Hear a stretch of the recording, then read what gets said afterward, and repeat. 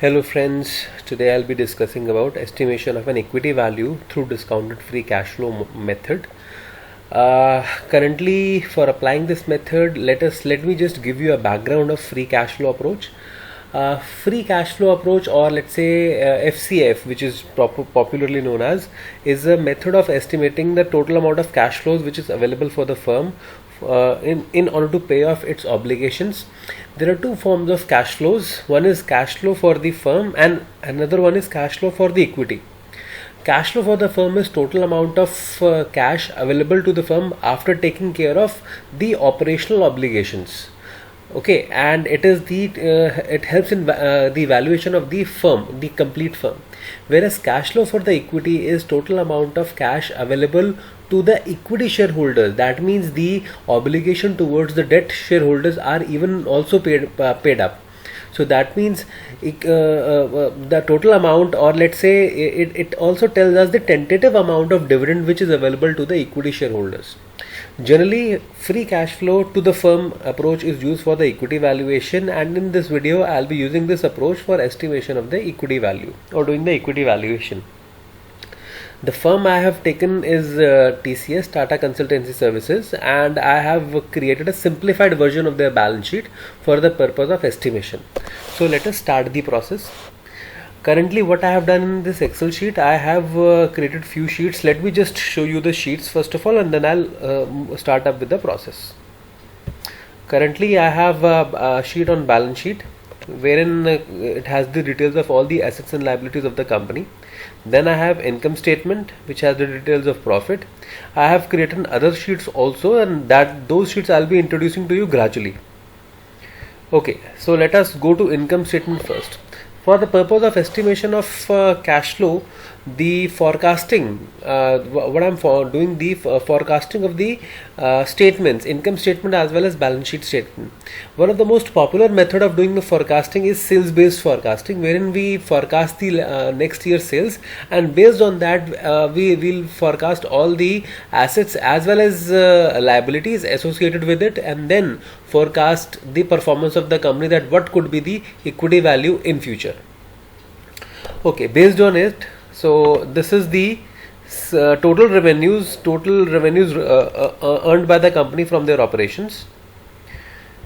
Now I have created an assumption sheet here which have all the elements listed in it, and for them I'll be drawing the assumption based on their previous trend, and I'll be deciding a forecasting rate. Okay, so let's say if I talk of sales,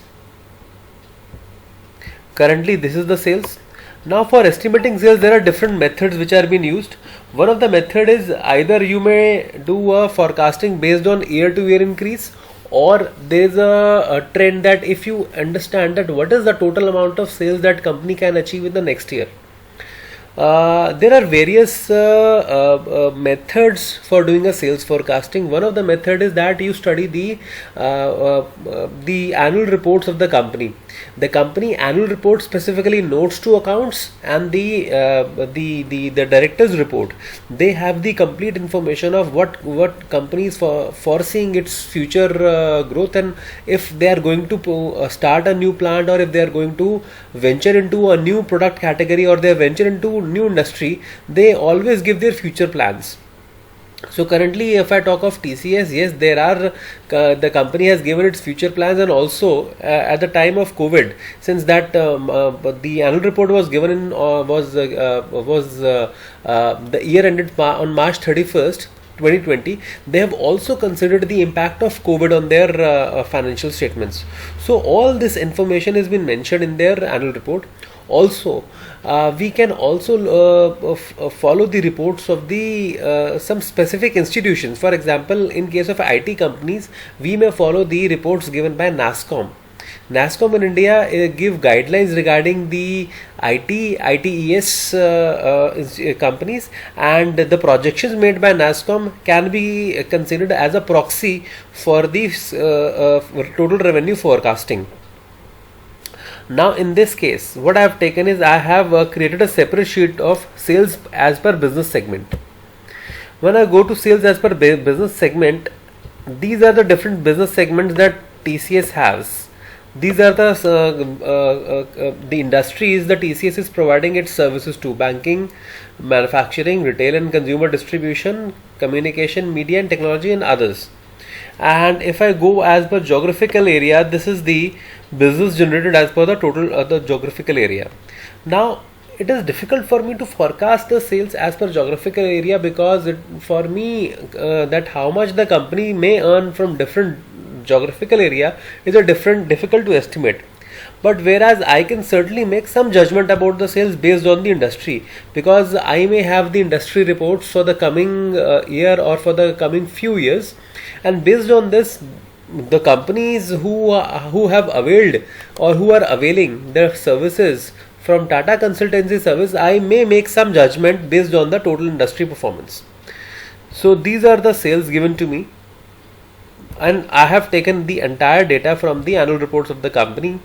Okay, so let me if I want to make a projection, these are the sales from the last 5 years, from 2016 to 2020, and if I have to project the sale for 2021, I have to do some work for it. I have to first of all find out what is the year on year increase in the total amount of sales.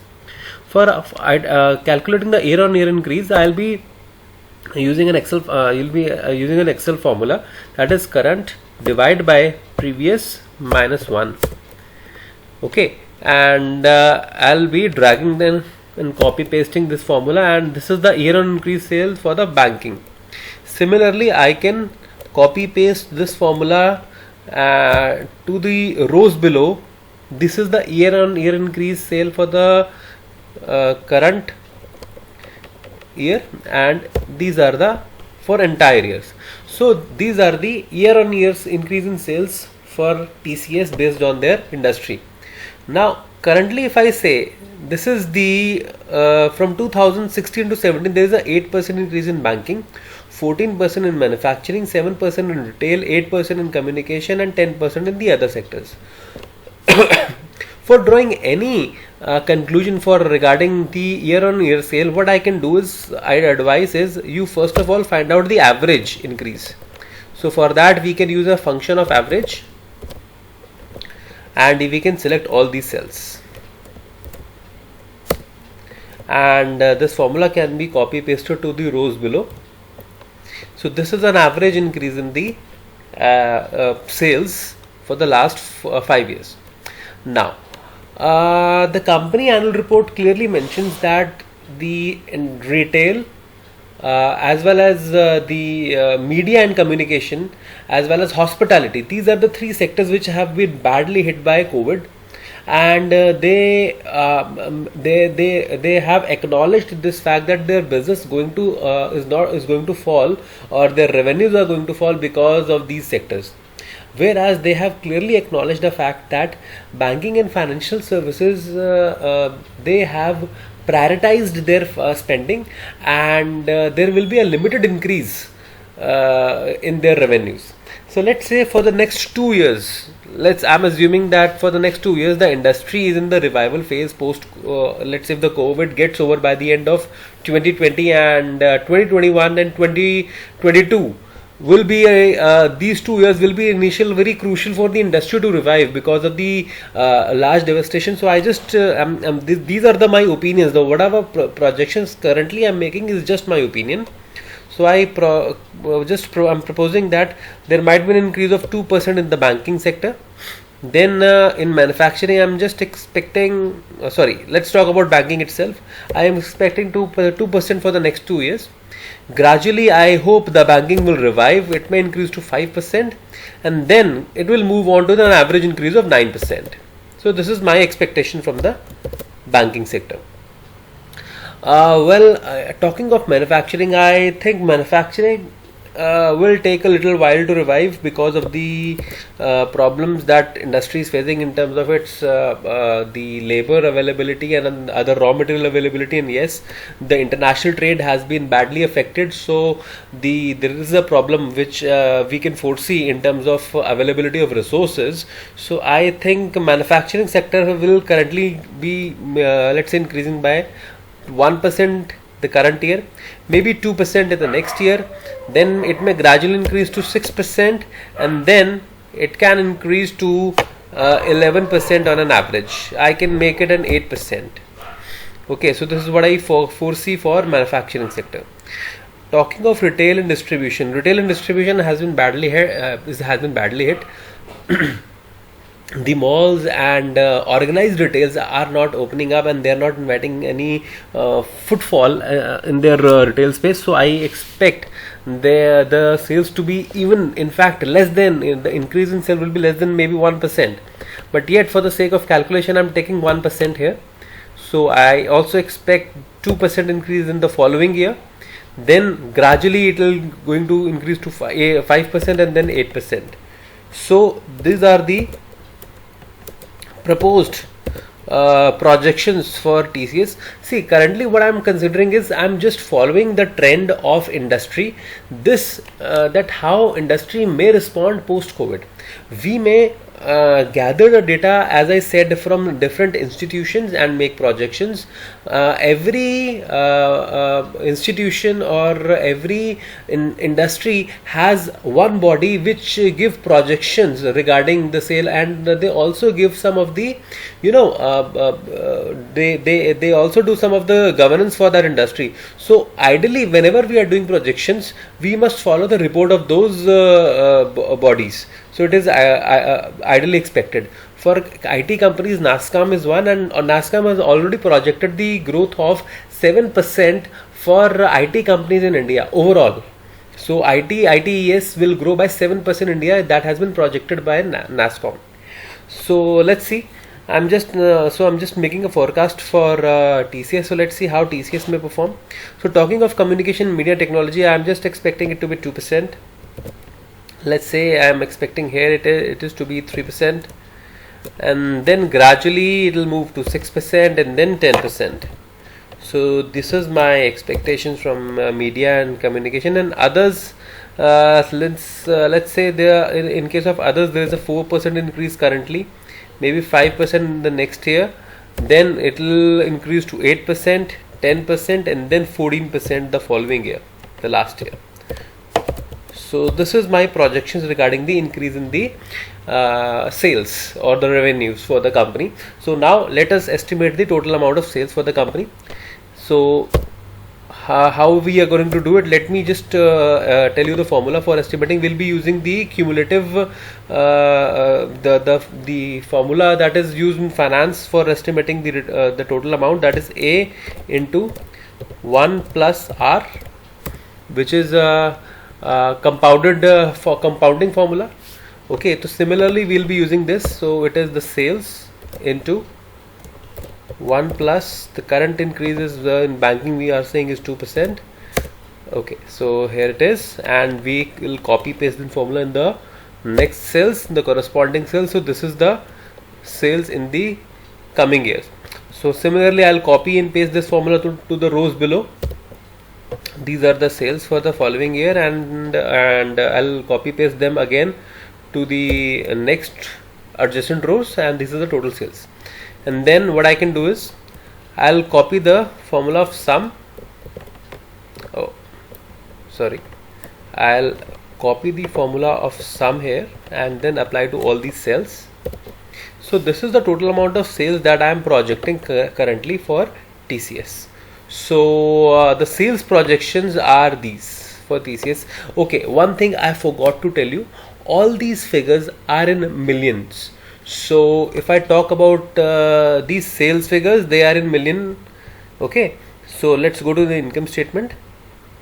How to make these figures available at in this cell? So what we'll do, we'll put an equal to, and then we'll go to sales per segment sheet and select this. It is this cell. Okay, and press enter. So this is the cell figure, and I'll copy paste here the cells, and these are the revenues. Okay, so I'll go to the assumption sheet now, and I'll write that revenues are estimated from sales estimated from sales schedule.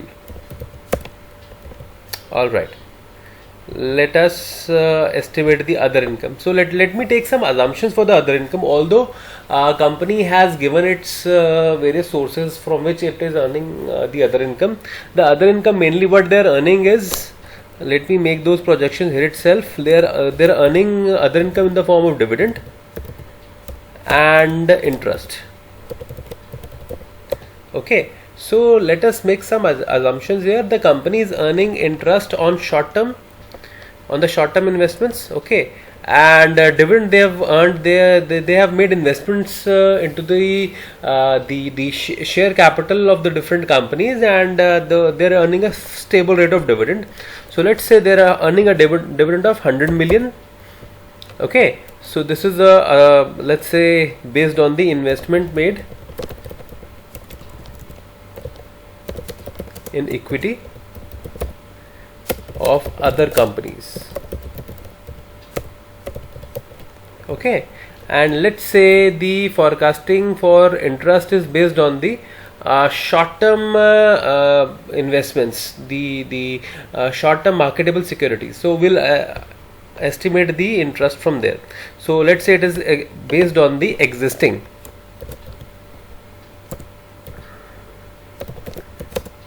It is based on the existing return from short-term investments.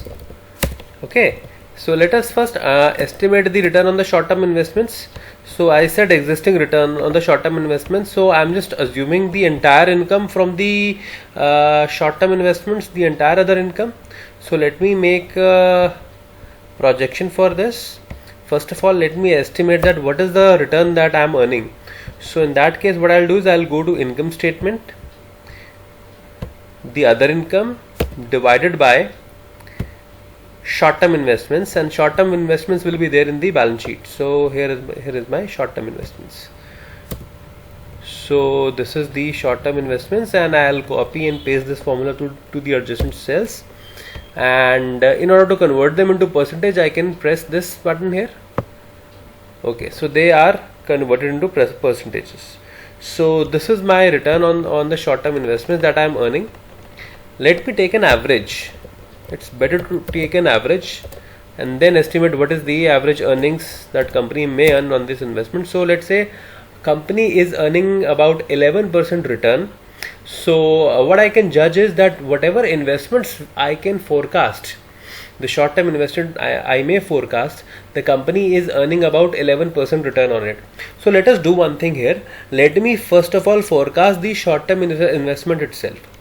So let me go to this assets. These are the current assets. Okay, now I am into short-term investments. So let us understand one thing. Short-term investments is basically investment into maybe short-term securities. Companies may be making some investment into banks or maybe some other short-term security options, but it is difficult to forecast that what exactly or how much exactly the company may earn from those investments. So ideally what company says, or let's say what the principle of financial modeling says, ideally the short-term investments should be considered stable or average based on the estimation. In case you are able to identify some relationship of the short-term investments good enough. If you are not able to find out any relationship, it is better to take the same value which is there in the last year. So currently, if I talk of the TCS, looking at their annual report, company has made short-term investment into banks, majorly it is fixed deposits, and some of the investments have been made in the form of bonds. So short-term bonds, if I'm what I'm trying to say is the short-term bonds. So what I'm saying for forecasting the investments, what I'll say is I'll assume here the value same as in the year 2020. So I'm assuming it as the same value for the year 2020.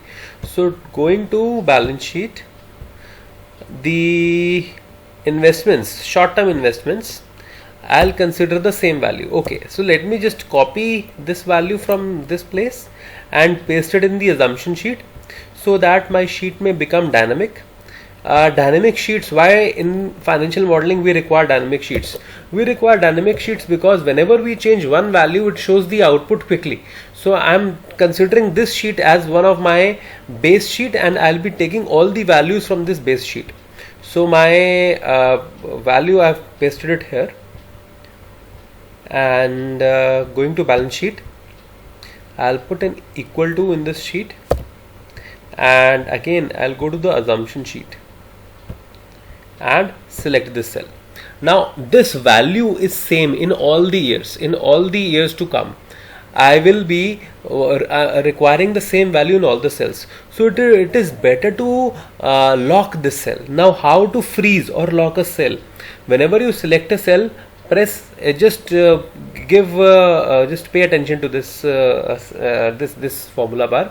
Whenever you want to fix a cell, press F4 once. Oh, sorry. Yes, press F4 once. So whenever you press F4, you can see there are two dollar signs. One is in front of I, another one is in front of 23. So this cell is fixed.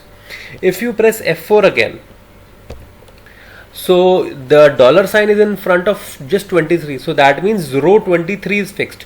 You cannot change the row, but you can change the column. So if you press F4 again, now dollar is in front of I. I is the column. So the column is fixed, but the row can change. Okay, and whenever you press F4 again, so the dollar signs will go away. So this cell has become a normal cell now. This has become a regular selection. So but I want this cell to be fixed. So I'll press F4 once. So this fixes my cell, and I'll press enter. So this is the value, and I'll copy and paste this value in the next cells. I've pasted this value to the next cells. So this is the value of my short-term investments. Okay. All right. Now I have to estimate the other income. I have made two assumptions here in the other income. If I go to the assumption sheet, first of all, assumption was the 11% return on the existing short-term investments, which is an average. Also, from the current year onwards, they will be getting a dividend of they'll be getting a dividend of 100 million from the for the investments made into the other equity. Okay, so what I'll do is I'll go to other income in the income sheet, and I'll now enter a formula now equal to, go to the assumption sheet. Now 100 will be fixed. That means this is the common amount that I will be getting every year. So equal to this, and I'll press F4 because this amount is fixed. Along with this, what extra I am getting is 11% return. Okay, 11% return. Now this return is in fact fixed. So I'll press F4 again into my amount of short-term investments. So the amount of short-term investments is given in the balance sheet, and this is the amount of short-term investments. Okay, so let's press enter now. So this is the amount of my other income. I can copy and paste it to the adjacent cells. So this is my other income. Okay, so moving further, for finding out the total income, I'll find the sum of these two. So either you can use the function of sum and select these two cells, or you can use the sign of plus by selecting these cells. So both will give you the same value. This is my total income. Now this is the total income for the firm. Now I have to identify or forecast the amount of expenses that I have made. How I can do it? Let me go to the assumption sheet. Yes, so assumption sheet here, the employee benefit expense and operating expenses. Since we are doing a sales based forecasting, always remember the expenses will increase with the increase in revenues. So we'll find out the, I'm just writing it down, we'll find out the the sales to expense to sales ratio. Okay, we are calculating here the expense to sales ratio. Okay, I can just teach you one more thing here. I can just tell you that. See, whenever I go downstairs, I go in the cells below. I am not able to locate that I am working under which year. Okay, so what we can do is we can freeze these cells. We can freeze this view. We can go to this place. We can, since I want this row to be fixed, I can keep my cursor here, just under this row. Go to the view tab, under that freeze plane, freeze planes. Whenever you select it, now the planes are freezed. So if I go down, but the first these rows will be fixed. Okay, so it is better to freeze your planes if you have a large sheet to work on. Okay, let's go to employee benefit expense. Let us quickly calculate the sales to expense ratio. Income statement. This is the employee benefit expense divided by total revenues, and I'll copy and paste them and then convert them into percentage. Okay, so this is let me calculate the average also. So on an average, the employee benefit expense is 53% of my sales. So whatever sales I have forecasted, 53% of my sales will be employee benefit expense, and it may increase gradually with the growth of the company. Talking of operating expenses, go to income statement, sorry. Operating expenses divide by sales, and copy and paste formula to the adjacent cells and percentage. So if I talk of percentages on an average basis, the operating expenses are 20% of my sales. So it is better to take, always advisable to take, in case of expense, the average expense. So I'm just writing it down, the historical average of sales to, sorry, it is expense to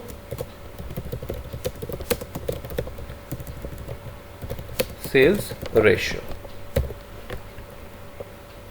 I'll copy and paste the same statement here, and these are my forecasting rates. Okay, now I'll go to the income statement. Now in order to forecast them, I need to have sales which I already have. So I'll go to the assumption sheet, select this cell. Now this cell is fixed and I need to calculate 53% of sales in all the years, so I'll freeze this cell by pressing F4 into the amount of sales in the income statement itself. This is the amount of sales. So this is the total sales that I have. So total expenses, employee benefit expenses, copy and paste into the adjacent cells. So since you can see there are decimals till here, it is 1 point, here it is 2 decimal point. It is always advisable for while doing financial modeling to take round figures. So we may reduce the decimal places and let us work on the round figures. Okay, so let us take calculate the other expense. Go to the assumption sheet, 20% into total revenues, and this is the this is the mistake that we have made here, because we have not frozen the cell. Okay, in the assumption, yes. So press F4 and now let us copy and paste this formula. Yes, this is correct. Let me reduce the decimal places. Yes, the whole number. Now total expense. So let me copy the function and paste it here. This is the total expenses. Now EBITDA. EBITDA will be the difference between the total income minus total expenses. This is my EBITDA for the year. Okay. Now coming to depreciation. Depreciation and amortization in case of TCS, how to do it? I'm just giving you a snapshot of depreciation calculation with some assumption here. I'm just assuming the depreciation estimation based on straight line method, which is a very common method and mostly used. Although there are two, but I am assuming that company is using a straight line method of depreciation estimation. This is my assumption number one. Second, my assumption is that the entire PPE, plant, property and equipment, that I have currently, which is of same nature, but in an organization it may not so. The organization may have furniture, it may have some other plant, it may have certain machinery which are of different nature and which have a different lifespan. So ideally you should be calculating the depreciation schedule individually for all the assets. But for the sake of this video, what I am following an assumption, that is, I am considering the entire PPE as similar or as of similar nature, and then I will be calculating the depreciation for the assets. Okay. Now, first of all, going further, I need to calculate the life of the asset. For calculating the life of the asset, I have taken the value of gross depreciation and gross PPE from the annual reports, and I'll be taking an average of these values. Average PPE and average accumulated depreciation. Now if I divide the if I divide the PPE with the amount of depreciation, this is my total amount of PPE divided by this depreciation. So this gives me, if I take it to the round figure, so on an average the lifespan of my PPE is just 2 years. So that means in 2 years my assets become obsolete and I purchase a new one. Okay, so I know the life of an asset.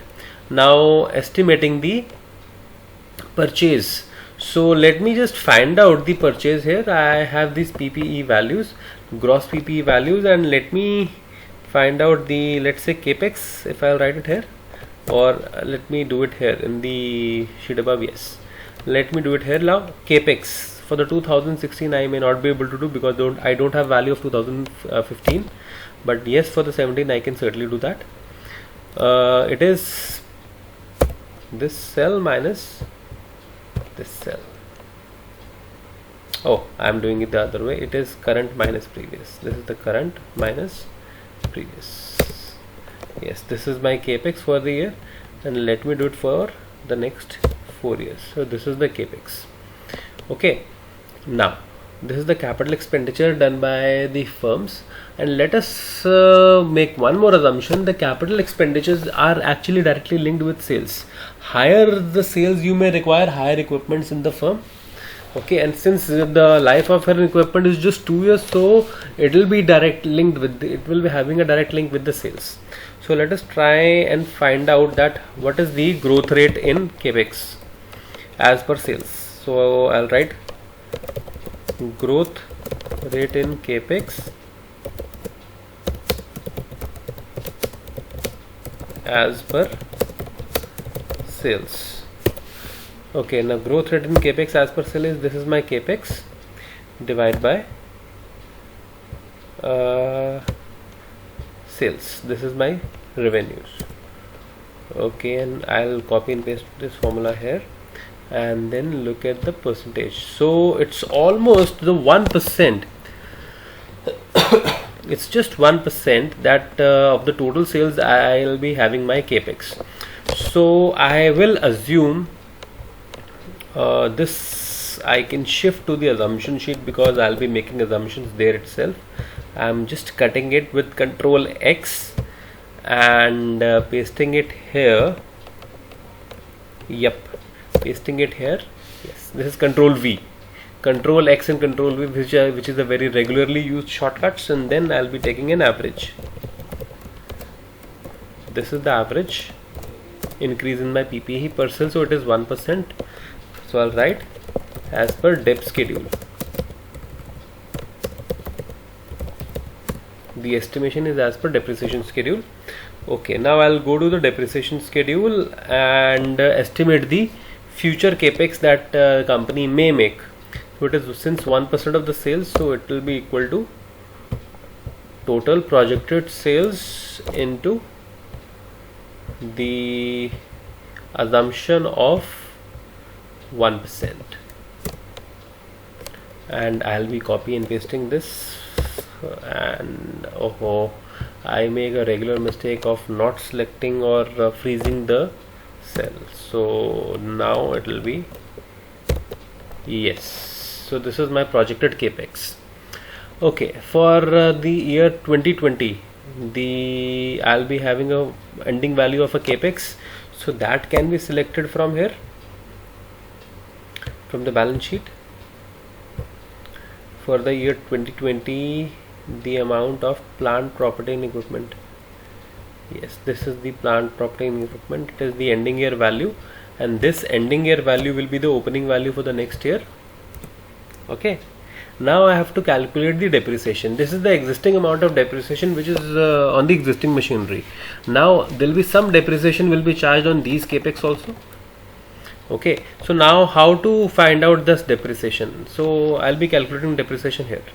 So 2021, I'm just writing all these here, 2022, and I will drag them till 2025. Okay, this is my cell, and similarly let me now calculate the depreciation. And one more thing that I should do here, I should freeze the planes here so that I may not make any form of mistake in calculations. Okay, now in the year 2021, the capex that I have made here, the depreciation will be charged. So whatever machinery I have purchased, that will last for 2 years, so half value will be depreciated in the current year. And let me just make it a whole number. Yes, half value will be depreciated in this year, and this another half will be depreciated in the next year. Okay, moving further, for the year 2022, the value of machinery is this. It will be depreciated, the half value is depreciated in the current year. Let me reduce this zeros, decimal spaces, yes, and other half will be depreciated in the next year. Similarly in 2023, this is the capex, and life is 2 years, so half here and half in the next year. Okay, and for 2024, the capex that has been made, you'll follow the similar exercise as per the number of years. Okay, and then last one is for 2025. This is my capex divided by life. Okay, so this is the total amount of depreciations that I have. I can copy the format by using format painter and selecting all these cells, so it is of same format now. Okay, now estimating the amount of depreciation.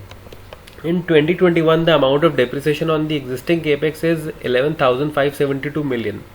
So here what I can do is I can put a equal to sign, and then again, since this is the existing DEP, I can add the existing DEP plus, let me write a function of sum here and select all these cells, so it will easier for me to do it. Let me select this cell, yes, and press enter. Yes, I need this correction. Okay, so this is the total amount of depreciation in the current year.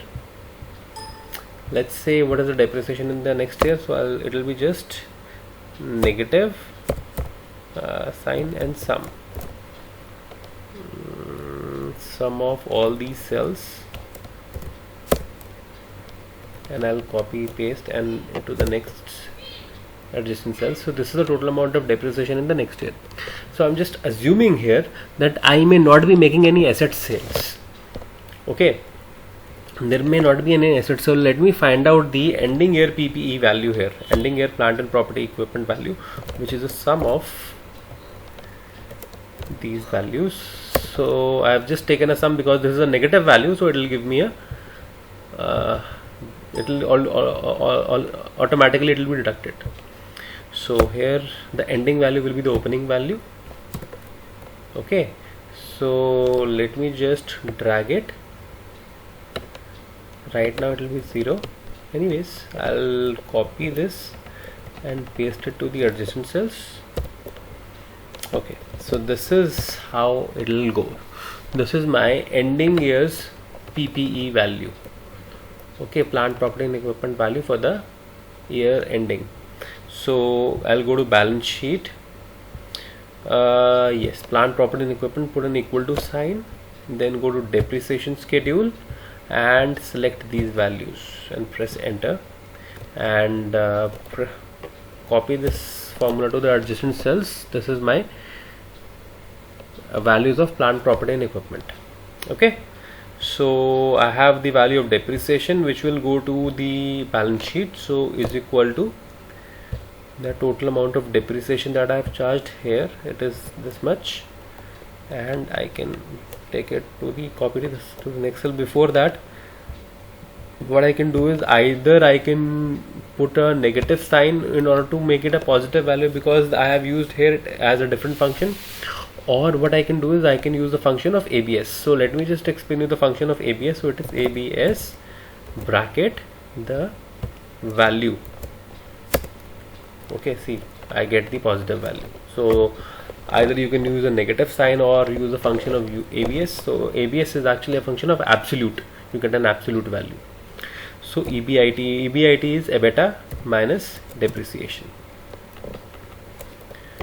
So this is the amount of EBIT. Now interest. See, interest here is the total amount of interest which has been paid on the amount of debt. Talking of the interest on debt, let us go to the balance sheet. Under liabilities side, see, the long-term debt, the non-current debt is currently 0, and in fact the short-term debt, in fact, that is also 0. So both long-term and short-term debts are actually 0. So how to estimate the interest value? This interest value is due to the company's lease agreement or lease contract, and there might be some other bank charges and other interest expenses that has arisen during the year. So it is difficult to estimate that from where this interest charges has arisen, and it is difficult to calculate even the interest, how it is there is linkage between sales and interest. So what is an ideal solution to this? Take the value which is same in the year 2020. Okay, so I'll go to the assumption sheet. In front of interest, I'll write down the same. I'll copy and paste the same statement here. The value is same as in year 2020. So this is the value of interest. So in front of depreciation, we can write as per dep schedule. Okay, so for interest we are assuming the value remains same, the amount of interest remains same. So let us go to the income statement. So we'll put equal to, let me copy the value to the assumption sheet first of all. Okay, this is the value, and now let me go to the income statement, put an equal to sign here, go to assumption sheet, select the cell. Now this will be a cell common to all the cells further, so I'll press F4 once, freezing this cell, and copy paste to the adjacent cells. So this is the amount of interest. So it is EBIT minus interest. This gives me EBT. Okay, now tax expense. Let us estimate the tax that company has paid. It is equal to, the tax is generally paid on the amount of earnings before tax. So it is tax divided by EBT. So I'll copy and paste this to the adjacent cells and then convert it into percentage. So it is 24%, I hope, on an average. Let me do this average. So it is 24%. So here we'll take the historical average, the tax rate based on the historical average. Okay, so on the basis of historical average we are paying a tax of 24%. So go to income statement. Let us calculate the tax based on this value into the assumption sheet of 24%, and we'll fix this cell by pressing F4 and calculate the tax. So this is the amount of tax. Now I'll get earning after tax, which is this minus this tax amount. This is my earnings after tax. Okay, now comprehensive income. Now other comprehensive income includes adjustments, revaluation. In case of TCS, it is both the adjustments as well as reevaluation. Also it includes the value of any exposure, the income from exposure, and so on. So this other income is basically may not remain fixed as per the last year, it may change. Ideal solution, how to take the other income, other comprehensive income. One approach is that you take the value in the last year constant throughout all the years. Another approach says that you take an average. So we'll follow the approach of average here. Okay, let me go to the assumptions, and for other comprehensive income I'll take an average. I'll directly do it here. So average of other income.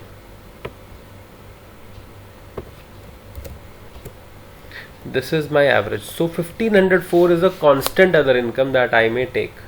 So in case of a income statement, I can take this other income as constant. So it will be equal to assumption 1504 and press cell F4 for freezing this cell, and then copy pasting to the adjacent cells. This is my other income.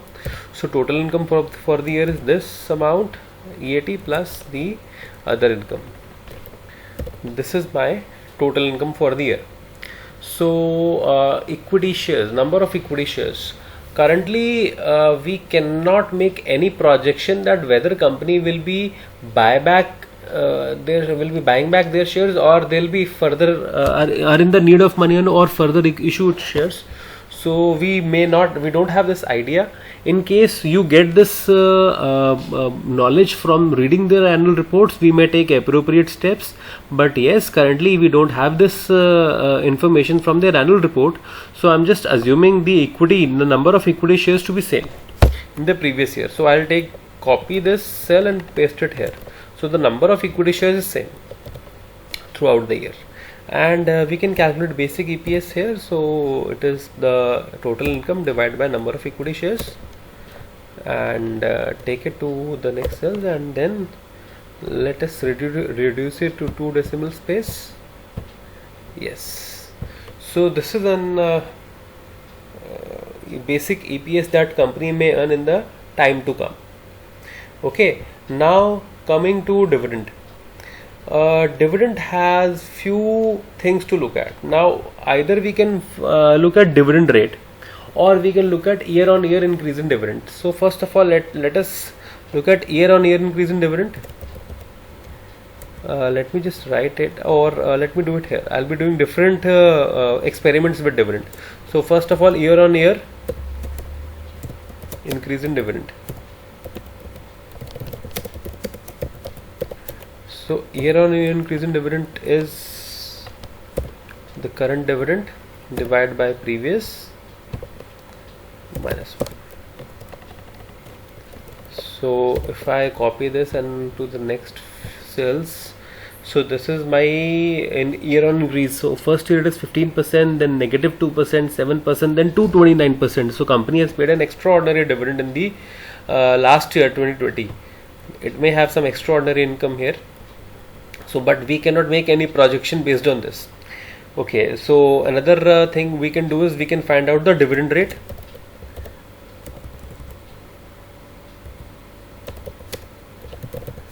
Dividend rate will be based on the dividend paid or the total value, or I can, okay, let us do as per total value. So dividend paid, this is the total dividend amount, divide by total income for the year, or we can also do it as per EPS. Okay, so we are just experimenting and trying to see are we getting any relationship here. Okay, so this is a slightly better thing to define relationship. So dividend rate as per here, I'll write down. This is as per total profit.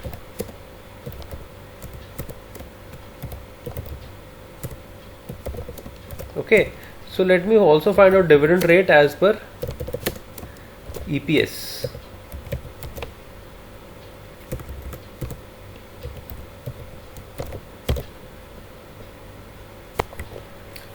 So for calculating dividend rate as per EPS, we need to find out the per share dividend. So per share dividend, or I can write DPS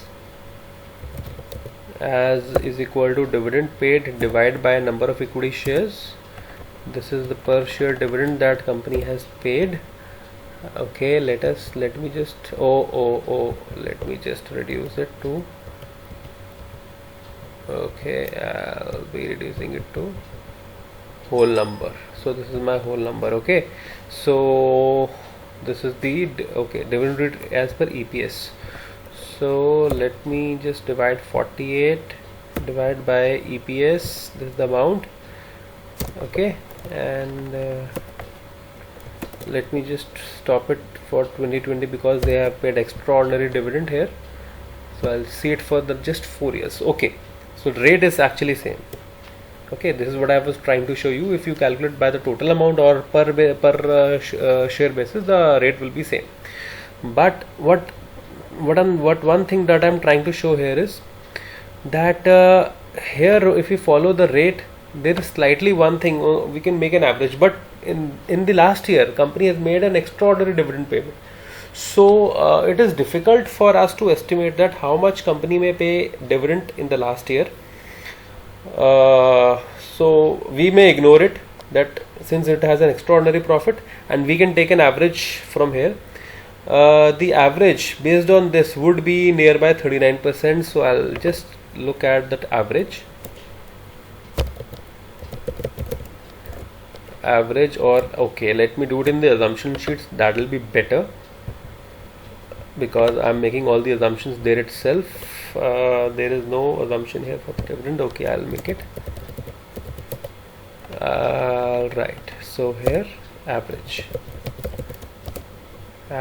go to the income statement and take an average of these cells. So yes, it is 39%. Okay, so it is based on historical average.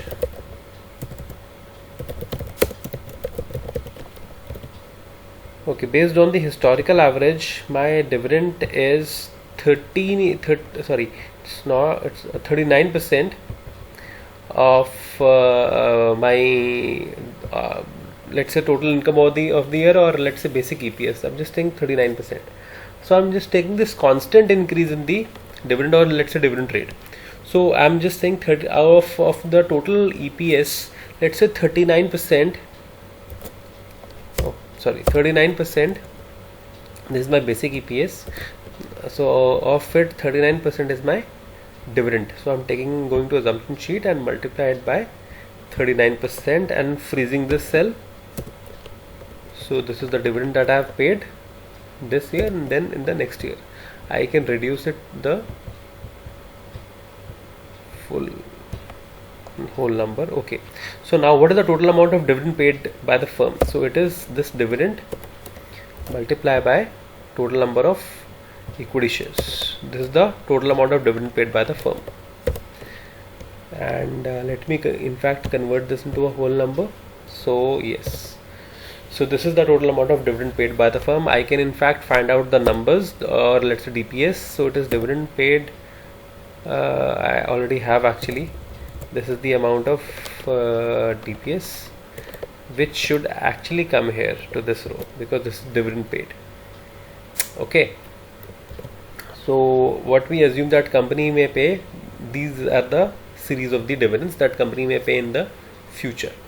Okay. So let us simultaneously move to the balance sheet. Now, how to forecast balance sheet? What we can additionally do is we can make the certain projections directly pasted to the cash flow statement. So let me go to the cash flow statement. In cash flow statement, I have depreciation and amortization. So let me just finalize these statements along. So depreciation and amortization value can be taken from the income statement. I can select the cell of depreciation and amortization. This is the amount of depreciation, and I can drag it here. Okay. Then finance cost. Finance cost is basically the interest. Again, it is in the income statement. Here it is the interest, and I'll drag it. This is the amount of interest. Okay. Dividend income, yes, company has paid a dividend. Company has received a dividend income. Since its dividend income are deducted in the operational cash flow, so it will be from the negative sign. So I'll go to the assumption sheet. My dividend income is how much? It is 100. And I'll freeze the cell. Okay, this is the dividend income that I will be getting. Next is interest income. Interest income, as I said, it will be 11% of the short-term investments. So it is 11%. I'll fix this cell into the amount of short-term investments. The short-term investments are in the balance sheet, and okay, it's in the asset side. So this is the amount of short-term investments. Okay, since this amount will be negative, so this, and I'll copy and paste formula in the adjacent cells and bring it into the whole number. Okay, now going further, these are the amounts that has been placed by me, and let me go down. Okay, in case of investing activities, the dividend income, so the dividend income I have received will be positive here. So in the assumptions, and 100, and freezing the cells and pasting it to the adjacent cells. Interest received is 11%. Going to assumption sheet, 11% into short-term investments that I have made. This is the balance sheet. Short-term investments is, yes, here. Okay, and press enter. And assumption and freezing them here, and then copy pasting it, yes, and converting them into whole number. Yes, this is the amount of investing. Okay, now any interest I have paid, yes, I have paid an interest, a negative value of 9240 million, and I can copy paste to the adjacent cells. Dividend paid, yes, I have paid dividend also. Let's say a negative value of, and that I'll get from income statement. This is the dividend paid. Yeah, this one is the dividend paid for 2021. So this is the amount of dividend paid. Okay, so these are the postings that I currently have. I have done. Okay, so let's move further and do a forecasting for the balance sheet, and then I will slightly simultaneously updating the cash flow statement as well. So now coming to intangible assets. Now talking of intangible assets includes the licenses for the softwares, other patents or maybe trademarks or copyrights. But estimating the increase in the intangible assets is difficult because they may not have any relationship with sales. So ideal strategy for the intangible assets is take the same value which is there in the year 2020. So in the assumption sheet I'll be writing, let's say, yeah, for the intangible assets I'll be writing value same as March 2020. I'll just write 2020. So in the balance sheet, what we can do is we can copy this value from here and paste it to the assumptions sheet. Okay, I'll paste it here and go back to the balance sheet and put an equal to sign and select the cell, and I'll freeze the cell by pressing F4 and copy and paste the. Okay, now goodwill. Goodwill again is the same thing. We cannot make any relationship with sales, so the ideal way is to take the same value of goodwill. So we'll be taking the similar value, and first of all I'll enter this value in the assumption sheet in front of goodwill, and I'll write the same statement, same as 2020, and now I'll go back to the balance sheet, put an equal to sign here, and then from the assumption I'll select this value and press F4 and copy paste to all the cells. Now talking of tax assets, see, tax assets are is the value of the tax assets that is a difference between the current taxes paid and the future taxes to be paid, and you have filed some extra taxes for the next year. So that is an asset for your firm for the next few years. So and the firm will be realizing these assets over the time period, but it is difficult to estimate that how much of the assets to be will be recognized in the current year and how much will be used in the coming years. So this relationship identification may be a little difficult or complex for us.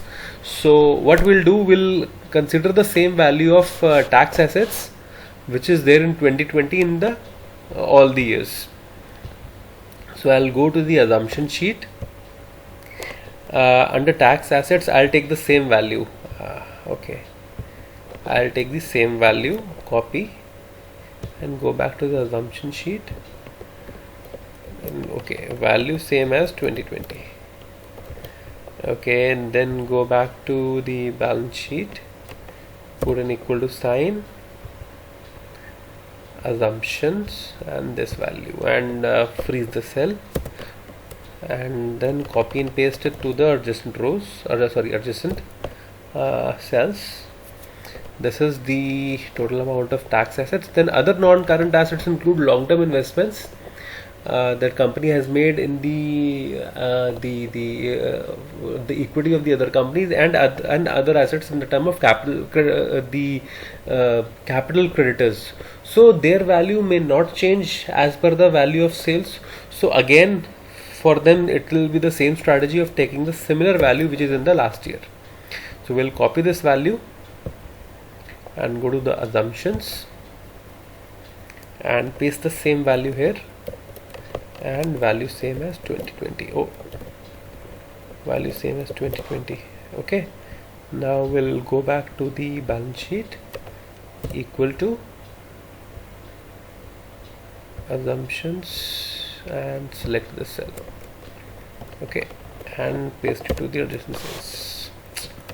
I make a mistake very occasionally about it because I get into this flow of entering the values quickly.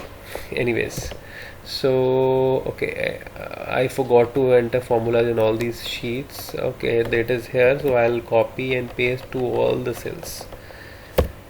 Yes, so the sheet is dynamic in nature now, and yes, whole numbers are required. Okay, here are few things which I can reduce it. Yes, it is done. Okay, now coming to inventories. Now, how to estimate inventories? The ideal way to estimate inventories is to find out from the inventory days. Okay, let's go to these tax assets. Okay, current assets. Okay, from ideal way of projecting the inventory is to find out from the inventory days. Now, how to calculate inventory days? It is equal to amount of inventories. Balance sheet. We'll go to inventories. Inventories divide by sales. This is my sales. No, this is my sales into 365 days. Okay, now I'll copy and paste to the adjacent cells, and since the value is small, I'll take it to the 2 decimal places. Okay, I'll take it to the 2 decimal places and average. Okay, I'll select all these cells. So on an average, I'm converting my inventory in just 0.05 days. So I'll write it down, historical average.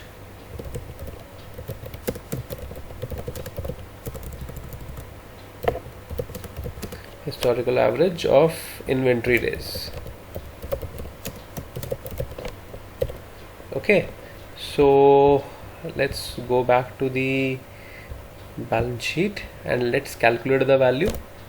Since although what we can do is why have we taken inventory days, because the value of the inventories will change as per the level of sales, so it is a direct linkage. So it is better to do as per the sales. Okay, now go to the income statement. Take the value of sales. Okay, not this one, 2021. Multiply by the assumption sheet into this value. This will be fixed for all the years, for all the following years. Divide by 365. Okay, so this is my projected value of inventory for the next year, and here we go. So this is the projected value of inventories based on the inventory days. Similarly, we can do it for receivable days. We can first calculate the receivable days here. We'll go to assumptions. Receivable days will be based on the value of receivables, which is trade receivables, divided by income. Receivable days multiplied by 365. Okay, I'll copy and paste this formula to the next adjacent cells, and let me make a whole number here. So this is fine. I'll copy and paste the formula of average. So on an average 88 days of historical. So I'll take a historical average of receivable days. Okay, so let me go to the sheet now, balance sheet.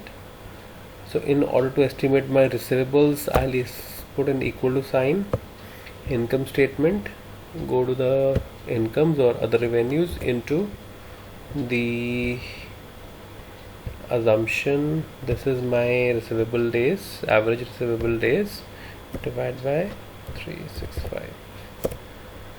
So this is the value of my debtors. So let me just so this is my value of my debtors. The value of cash will come from cash flow statement. We can leave it. Bank balance, we may assume the similar amount, so I can copy and paste it to all these cells. Okay, in different models we may assume the bank values or bank balance may change over a period of time, but yes, for that to happen we have to take certain assumptions, but we are currently focusing on sales based forecasting. So in that case there is a difficult to make an estimation that if the sales increase, will the balance in my bank also increase?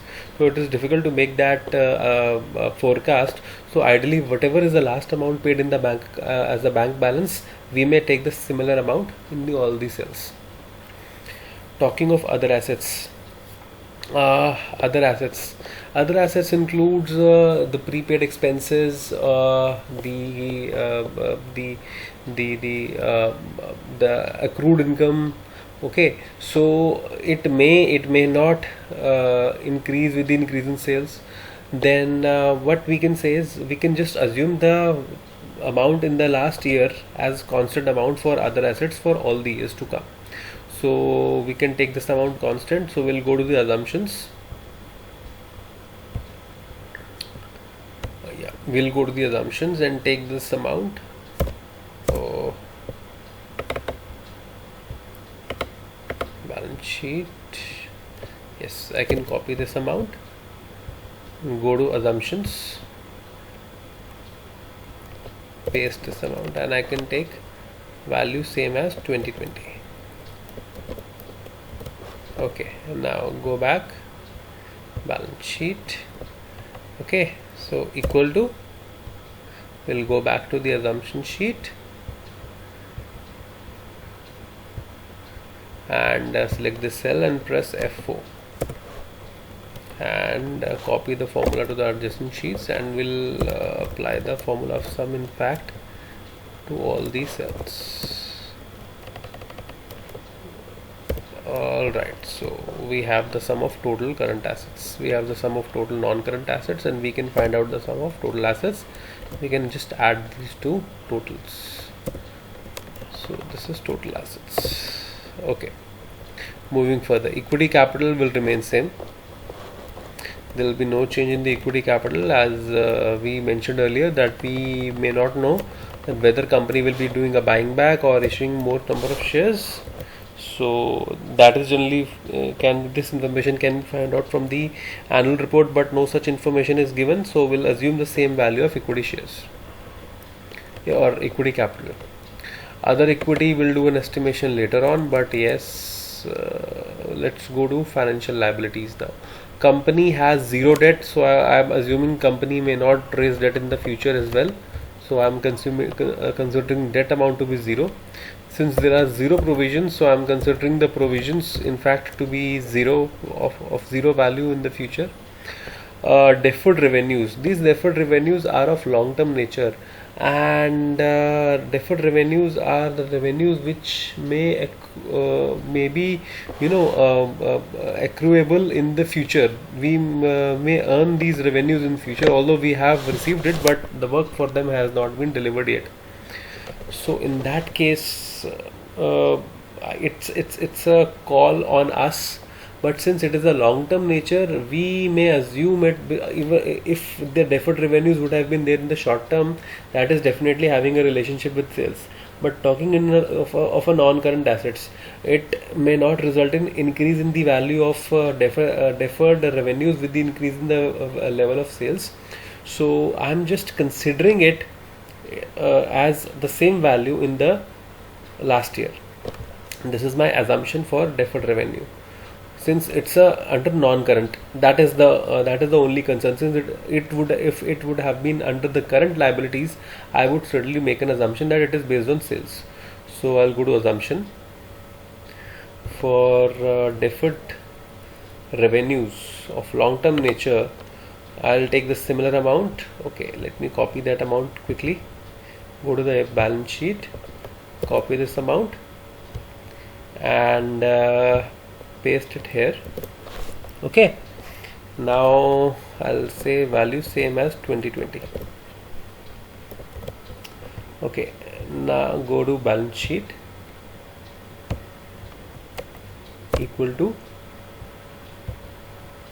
assumptions, the cell, and press F4. We need to freeze the cell and copy and paste to the adjacent cells.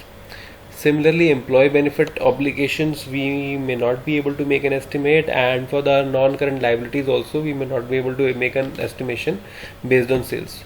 So ideal is we may forecast them on the basis of their last year's value. That means the value is taken to be similar. So we can go to assumptions. We can paste these two values and value same as the previous year. Okay, I'll go to the again balance sheet, put an equal to assumptions. Okay, and I'll freeze this with pressing F4 and copy and paste to the other cells. Similarly, I can copy it here and just change the number 33.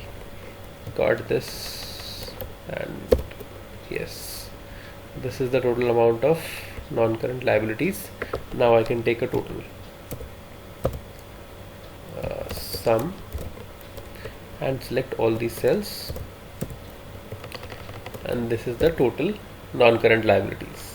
Now let's come down to the current liabilities. From last 2 years the debt is 0, so I assume it will be 0 in the years to come.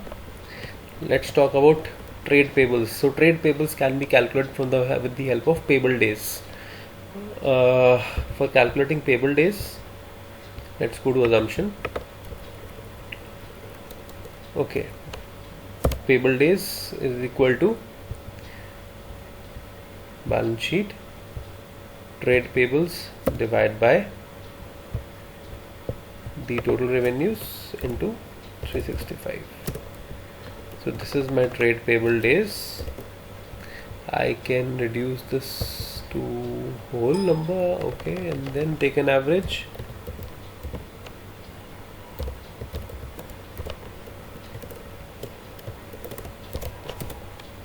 So average is 18, so it is based on average of trade payable days. Okay, so average is 18 days. So I'll estimate the trade payables. It is equal to income into the assumption sheet. I have to go 18 divided by 365. So this is the value of my trade payables.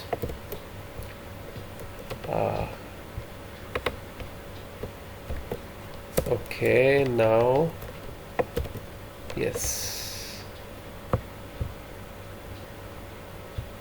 Okay, alright, now yes, here are the different revenues with the short term nature. Yes, and I can take a relationship with the sales here, that with the increase in sales the deferred revenues may increase. Okay, assumptions, I can find out a relationship, but for that I need to do the calculation with the assumption sheet. So I'll go to the assumption sheet, calculate a relationship of deferred revenues with sales.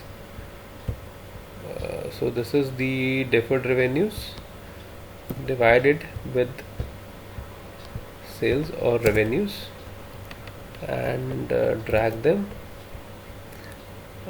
convert them into percentage. So let me see an average value here. It is an average of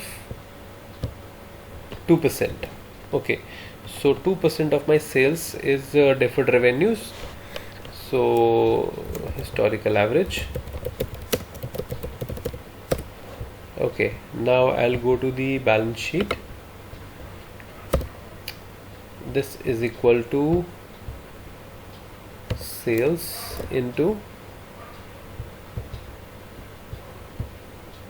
2%, and I can press F4 in freezing the cell and then drag it, the formula, to the next few cells. Okay, so this is the amount of deferred revenues. Similarly, the employee benefit obligations may also be estimated in the same manner. We can find out an average of employee benefit, since it's a part of our assets. So yes, with the increase in sales it is tend to rise. So let's see how much is the value of employee benefit obligations. sorry, it is a part of liability, so it is tend to rise, since because with the increase in work the company may hire more employees. There may be some part-time employees also whose salaries may be outstanding, or some amount may be due to them. So this employee benefit obligations is a part of my liability, and which will increase with the increase in sales. So employee benefit obligations divided by total revenues. Okay, so let me just see the percentage, and yep, it's 2% on an average basis. Okay, I'll take on an average historical average basis it's 2%. So let's go to the balance sheet. Now equal to sales into assumption sheet, it's 2%, and I'll freeze the cell. Okay, so it's 2%. Oh, I made a problem. I made an error again. Okay, so it's income statement into revenues into, go to the assumption sheet, 2%, and I'll freeze the cell and press enter, and yes, copy pasting them in the few next cells. So this is the total value of my employee benefit obligations. Okay, now provisions. See, provisions may not increase with the increase in sales. There is no relationship of provisions along with the sales. So what I can do is I can take the same amount of provisions in the next few years. So I'll go to the assumptions and paste the value of provisions same as 2020. Oh, okay, there is a problem. I have dragged it, that is why. Okay, and I can copy this and I can paste it here. Okay, yes, balance sheet equal to assumptions, and select cell I39, press F4. So it's I40, not I39, I40. Yes, and drag it to the adjacent cells. Yes, this is the value of my provisions. Now current tax liability, same is the case with the current tax liability. We may not know how much liability we may able to generate through taxes or change in the taxes. So we'll consider the same amount of current tax liability, value same as 2020. Same is the case with this. Okay, now go back to balance sheet. So current tax liability will be in the assumptions, this value, and press F4. This is the value of my current tax liability. Now other current liabilities, although the other current liabilities include your the amount of outstanding expenses or other things which is somewhere down the line may be related to the sales. So some authors says that the other liabilities can be estimated on the basis of sales, but some authors are also of the opinion that if you are unable to make some clear-cut distinction of relationship of other current liabilities with the value of sales, then in that case take the value on the basis of sales. But if you are not able to make any relationship, then the value in the last year can be taken as a stable value for all the coming years. So I'm just assuming here that I have not been able to establish a particular relationship with the value of sales of other current liabilities. So in that case I am taking this value as a stable value. Okay, but for taking this kind of decision you should go through the notes and try and estimate if there is a relationship. So I'm just saying that okay, I'm not able to find out a relationship with sales, so let me just find out that how much is the, I'm just considering the same amount. Okay, so this is the same amount, and copy it to the next cells. It's 4. Okay, copy copy to the next cells, and yes, this is the value. Now sum. This is my total current liabilities. Okay, and yes, and total liabilities and equity is equal to this cell, total current liabilities, total non-current liabilities plus total equity. Okay, now I have to find out the value of total equity. Now how to do it? Total equity can be that, let's say the company is earning profits and it has been reinvesting the profits. The amount of profits will depend upon the reinvestments. The total equity is basically the reserves that company owns. So what I'm trying to do here is just trying to estimate that since this is the forecasted balance sheet, it will never match because the values are different. Since the values will not match, so what we can do is we can use other equity as a balancing figure. There are other approaches for finding out the balancing figure. Some authors have recommended to use balancing figures as bank accounts, or some authors have also recommended balancing figures as short-term investments. So there are different approaches, but currently in this video I'm following with the approach that the balancing figure, in order to balance this balance sheet, I will be using the reserves, the other equity. Okay, and now how to get this value? So it will be equal to total assets minus equity capital minus non-current liabilities minus total current liabilities. This will give me the value of other equity. So here it will be this value plus this value. So I'll do the total also. Yes, and let me drag this. So, okay, so this is the total value. So at the end, what I can do is I can do a check function. Now check is basically I check the difference in the total equity and total assets. If they'll be equal, so values will always be 0. Yes, they're equal, so yes, my balance sheet is balanced. So this is one approach that I have recommended. I'm doing, but I don't say that it is the only approach. There are other approaches also. But yes, there will be a cash balance which is left, which I will be getting from the cash flow statement. So I'll include that cash balance. So let's move on to the cash flow statement. Okay, so this is the cash flow statement. We require profit before tax here, so which will come from PBT. Profit before tax. So this is my profit before tax for the 2021. Okay, this is my profit before tax, and I'll copy and paste to the adjacent cells. Okay, this is the profit before tax before working capital changes. Yes, I have this now.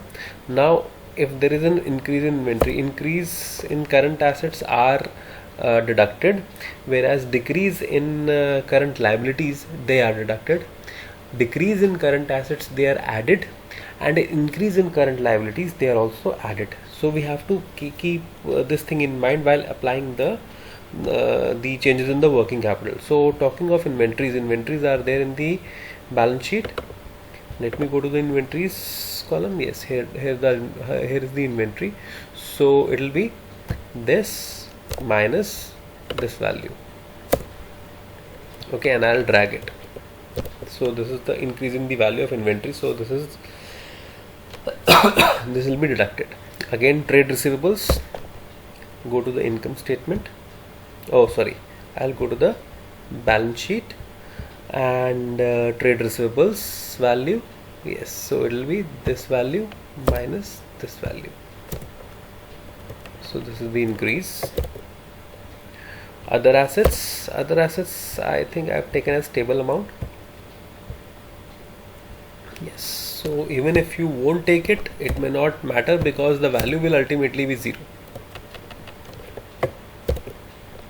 Talking of trade payables is in the current liabilities. Trade payables will be in the current liabilities section. Yes, no. Yes, this is the section of current liabilities. So it will be this minus this. Okay. There is a increase in current liabilities. Now deferred revenues, in case of this balance sheet, deferred revenues, this value minus this value. Okay, although there is a decrease in deferred revenues, later on there is an increase. Employee benefit obligations I have taken as stable. So employee benefit obligations minus this. No, I have taken the long term one as stable. Okay, the provisions was stable, so you may either ignore it or you may take it, but the value will come out to be 0 even if you take it. Okay, this is the value of provisions. And other current liabilities, I have taken other current liabilities as a stable amount. Yes, so it will be this minus this, the value will be 0. Okay, so cash generated from these working capital changes, so I'll write the function of sum here and select all these cells. This is with working capital changes. This is the cash I have generated. And now taxes paid. The taxes I have paid is in the income statement. This is the amount of taxes that I have paid in this year. I can put a negative sign in front of it so that I can use a sum function, which will be easier for me to execute. So I can put a sum function here and select these cells, and I can drag them to the other cells. So let me execute it again, and yes, now I can drag them to the other cells. So this is my cash flow from operations. Let me go to the investing activities now. Investment in plant, property, equipment. So it will be in the long term assets. Balance sheet. Purchase of plant, property and equipment will lead to a negative value. So going to PPE, so it will be this minus this value. Okay, so as per the projection, we are selling some of the values of plant, property and equipment, so it's okay. Purchase of intangibles, let's go to intangible assets. The value is stable, so it may not matter. Purchase of non-current investments, purchase of current investments. Yes, current investments, we may go to the balance sheet. And investments value is also same, so it will be 0. Okay, so net cash used in investing activities. Okay, oh sorry, I made a mistake here. I make a big mistake here. The purchase of plant, property, equipment is the amount of capex. I took a difference, sorry. So it is the amount of capex. Capex will come from the depreciation schedule. Yes, it will come from the depreciation schedule. So capex, this is the amount of capex for this year. Okay, so now I'll copy paste this amount to the other, and yes, this is the amount of capex for the subsequent years. Okay, now execute the sum function. This is the total amount of cash generation from the investing activities. Now talking of financing activities, we don't have a buyback, we have dividend paid, we've done this. Okay, interest paid is done. So sum function here also. This is the cash generated from financing activities. Okay, let's find out the total amount of net increase or decrease in cash. It will be this amount plus this amount plus the cash from operating activities. Okay, let me get the total. So this is the net cash.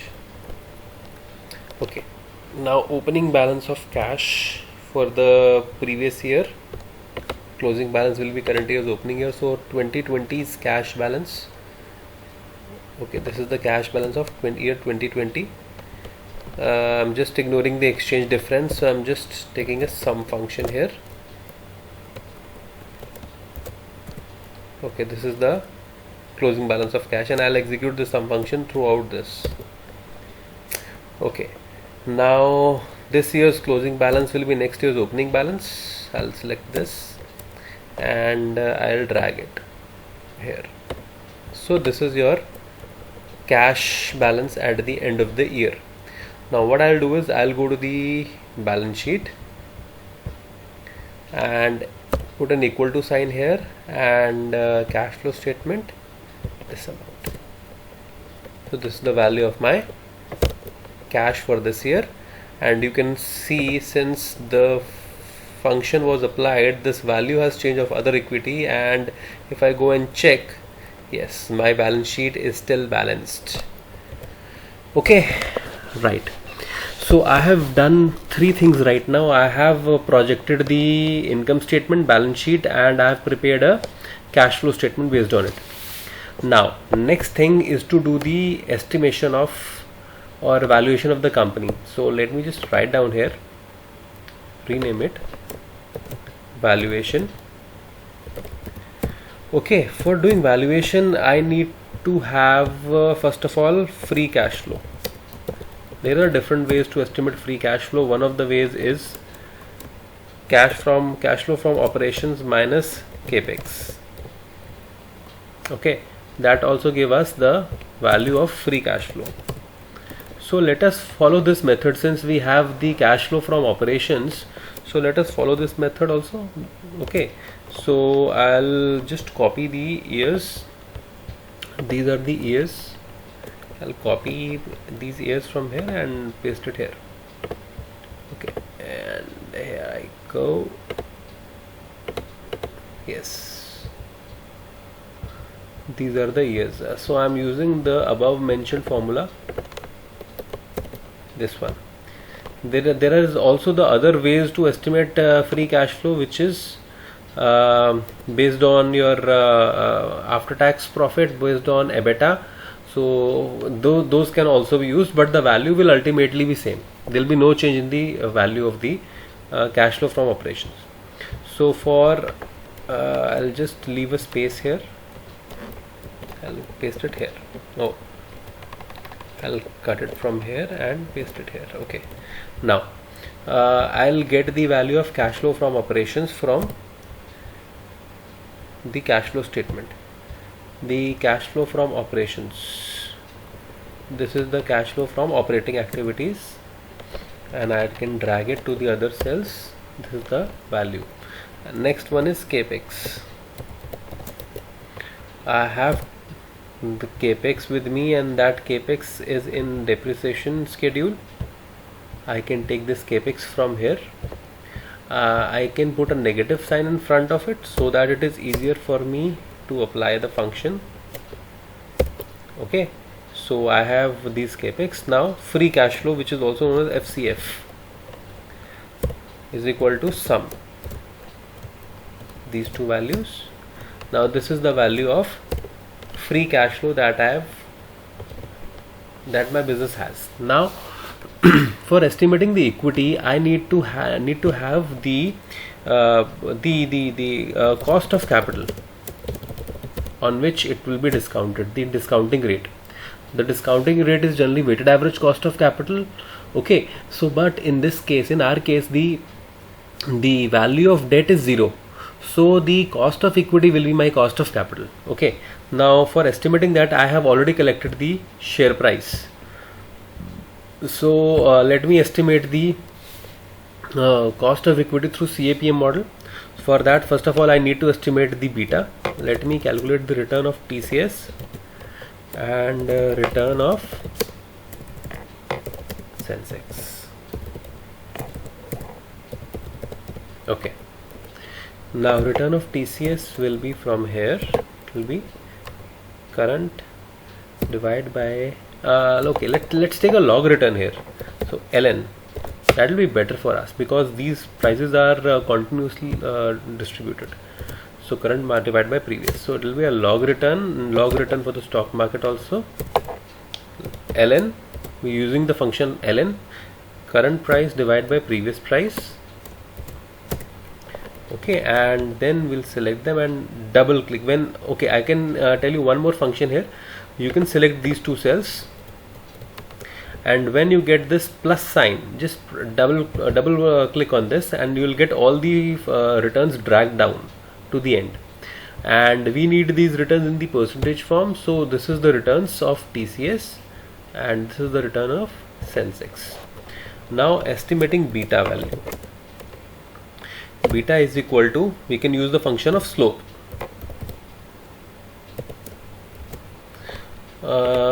Slope of TCS and slope of Sensex, values of Sensex. So 6.6, we can take it to 2 decimal places. Yes, this will be fine. This risk-free rate I have taken from the website of RBI, the rate of 91 days treasury bills, and the market return has been computed based on the annualized it, and it is about 8.59%. So I can find out the market premium from this. Market premium will be market return minus risk-free rate. This is my market premium. So as per CAPM model, the how do we estimate the cost of equity? It will be KE is equal to, it is RF plus RM minus RF into, let's say, beta. This is how we calculate the KE or cost of equity in CAPM model. So let us apply that. RF is risk-free return is 5.74 plus RM minus RF is the risk premium, which is 2.25 into beta value, which is this. So this is my, let me just reduce it. Oh, it's increasing. Let me just reduce it to just 2 decimal places. Yeah. So my cost of equity KE is 7.5%. Okay, so let me go to valuation now, and the cost of equity is 7.5%. Okay, so let me just discount this free cash flows to this value, and before that I have to make certain assumptions about the growth rate also, because I need to find out the terminal value here. Okay, let me find out the terminal value first. Now any company in the economy will grow to a maximum extent with the growth of the economy. So I am considering the long-term growth rate of our company to be equivalent to the growth of economy. So let's say I'm just assuming then in long run the Indian economy will grow as per, let's say, 6%. It will be growing by 6%. So let us take a terminal value here. Terminal value will be based on A into 1 plus G divided by KE minus G. This is our way of estimating the terminal value. Okay, so I'm just applying the same formula here. It will be A is my this amount, the free cash flow at the end of the year, into 1 plus the growth rate, which is 6%, divided by KE is cost of capital minus G is again 6%. Okay, it will be discounted. Okay, I have not put a multiply sign here. Okay, yes, so this is my terminal value. Okay, now if I find out the total value, let me do a total here. This plus this cell, so this is my total value, and let me now discount by discounting all these values to this time period. So let me just write down the time period here: 0, 1, 2, 3, 4, 5. if I'll discount all these time values to the time period 0, I will get the enterprise value. So I can use the function of NPV. So rate will be 7.5 and these will be my values. I can select them. So this is the present value of all these free cash flows. Okay, so now I'm just taking it as a whole value. I'm just taking it as a whole number. Okay, so now this is my enterprise value. So but I need to find out the equity value. Okay, so how can I do it? I can reduce the amount of debt, the total amount of debt from this value, and add back cash. So debt I don't have currently, so I can just add back the amount of cash that I have. So amount of cash will be there in the balance sheet. The cash balance in the last year. Yes, this is the cash balance in the year 2020. Cash and cash equivalent. Okay, I have not inputted a function there. I think yes, it's equal to, and go to balance sheet, and cash balance in the year 2020 is this. Okay, in case you have debt, you have to reduce. So debt is to be deducted and cash is to be added. Okay, so debt is currently 0. So this will give me the equity, value of equity. So it will be sum. This is the total value of equity. Now I have to find out the value of equity on a per share basis. Now share value, I'll divide it by total number of shares. So is equal to this equity value divided by number of equity shares, which I have mentioned in my income statement. So the number of equity shares is in 2020 was this. So this is my share value as per my analysis, that TCS share will be 5,317 based on my analysis. Now this is slightly overvalued. Sorry, if I compare it with the market value right now, the market value is nearly 2,300. So if I compare it with the market value, my share is undervalued right now. But I can see now this is the final figure that I got, but I can still make some changes into this figure. I can still make some adjustments based on my estimation. So I would like to change the long-term growth rate, and I would like to bring it down to 5%. See, this has made some considerable adjustments in this value. If I think that in long-term growth rate, or let's say in the next 5 years, I feel the Indian economy will grow by 4 years.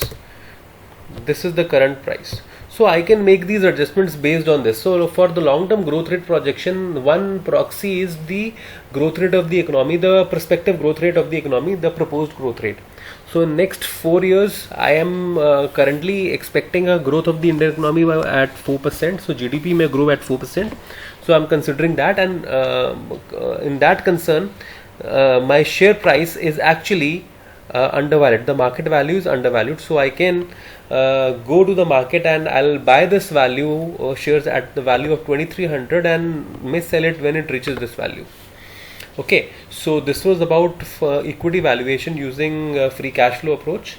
I would like to welcome your comments and suggestions and your feedback in the comment section of this video, and I would any criticisms are also welcome, and any suggestions are most welcome.